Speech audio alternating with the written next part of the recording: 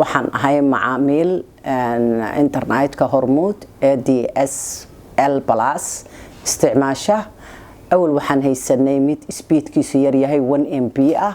hadda waxaan haysanaa mid 2 MB ah oo ay la socoto 200 oo minute oo free ah marka waxaan ku faraxsanahay marka hore inaan wada isticmaali jirin aniga ciyaalkayga iyo odageygaba